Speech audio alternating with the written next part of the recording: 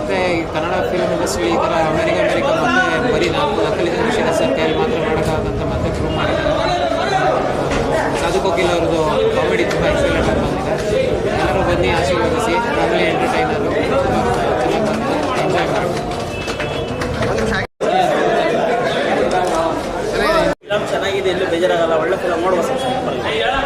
Super ಆಗಿದೆ. ಹೆಂಗಿದೆ? ಸಖತ್ತಾಗಿದೆ. ಫಸ್ಟ್ ಟೈಮ್ ಹೀರೋ ಆಗಿ ಮಾಡ್ತಾ ಇದ್ದಾರೆ. ಸೂಪರಾಗಿ ಮಾಡಿದ್ದಾರೆ. ಇದೇ ಥರ ಅವ್ರಿಗೆ ಎಂಕರೇಜ್ ಮೂವಿಲಿ ಒಂದು ಮೆಸೇಜ್ ಇದೆ. ಸೂಪರ್ ಆಗಿದೆ ಮೂವಿ. ಆದರೆ ಈಗ ನಮ್ಗೆ ಯಾರಿಗೂ ಈಗ ಜನ್ರೇಷನ್ಗೆ ಯಾರಿಗೂ ಗೊತ್ತಾಗ್ತಾ ಇರಲ್ಲ.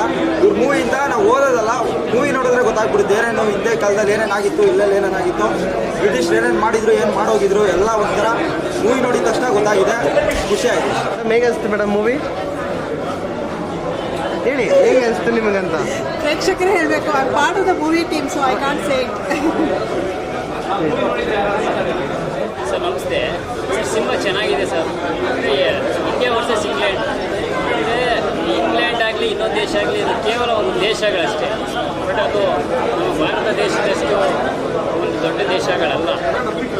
ಇನ್ನೊಂದು ಏನಂತಂದರೆ ಬೇರೆ ದೇಶಗಳಲ್ಲಿ ಚಿಕ್ಕ ದೇಶ ಆದರೂ ದೊಡ್ಡ ಮಟ್ಟದಲ್ಲಿ ಇದು ಮಾಡ್ತಾರೆ ಸರ್. ಬಟ್ ನಮ್ಮ ದೇಶ ದೊಡ್ಡದಾದ್ರೂ ಸಿಂಪಲ್ ಆಗಿರ್ತೀವಿ ನಾವು, ಯಾವತ್ತೂ ಸರಳ ಜೀವಿಗಳು. ಇನ್ನೊಂದು ಹೊರಗಡೆ ದೇಶದಲ್ಲಿ ಏನೇ ಬೆಳೆಗಳು ವಜ್ರ ವೈಢೂರ್ಯಗಳು ಏನೇ ಇದ್ದರೂ ಕೂಡ ಅದು ಯಾವುದು ಅವ್ರದ್ದಲ್ಲ. ಅದೇನಿದ್ರು ನಮ್ಮ ಇಂಡಿಯಾ, ಅದು ನಮ್ಮ ಭಾರತ ದೇಶದ್ದು. ಇನ್ನೊಂದು ನೀವು ಯಾವುದೇ ದೇಶಕ್ಕೆ ಹೋಗಿ ಬಟ್ ಯಾವತ್ತೂ ನಮ್ಮ ಭಾಷೆ, ಸಂಸ್ಕೃತಿ, ನಮ್ಮ ದೇಶ ಅಭಿಮಾನ ಯಾವುದೂ ಕಾರಣಕ್ಕೂ ಬಿಟ್ಕೊಡ್ಬೇಡಿ. ಅದು ಒಳ್ಳೆಯ ಸಂದೇಶ ಇದೆ. ರಾಮಗಿರಿ ಚಂದ್ರಶೇಖರ್ ಅದ್ಭುತ ನಿರ್ದೇಶನ ಮಾಡಿದ್ದಾರೆ. ಅವ್ರು 20 ವರ್ಷದ ಹಿಂದೆಯೇ ಅಮೆರಿಕ ಸಿನಿಮಾ ಮಾಡಿ ಕನ್ನಡಕ್ಕೆ ದೊಡ್ಡ ಹೆಸರು ತಂದುಕೊಟ್ಟಂಥ ನಿರ್ದೇಶಕರು.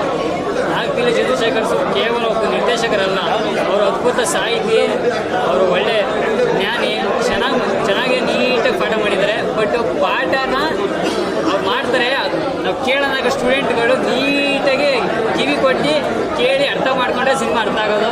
ಅದನ್ನು ಬಿಟ್ಟು ಸುಮ್ಮನೆ ಸಿನಿಮಾ ಅರ್ಥ ಆಗಲಿಲ್ಲ, ಚೆನ್ನಾಗಿಲ್ಲ ಅಂದ್ಕೊಂಡು ನೆಗೆಟಿವ್ ರಿವ್ಯೂ ಕೊಡೋದು ತಪ್ಪು. ಸಿನಿಮಾ ಚೆನ್ನಾಗಿದೆ. ಬಟ್ ನನಗೂ ಸ್ಟಾರ್ಟಿಂಗಲ್ಲಿ ಸ್ವಲ್ಪ ಫಸ್ಟ್ ಹಾಫ್ ಸ್ವಲ್ಪ ಇದನ್ನಿಸ್ತು.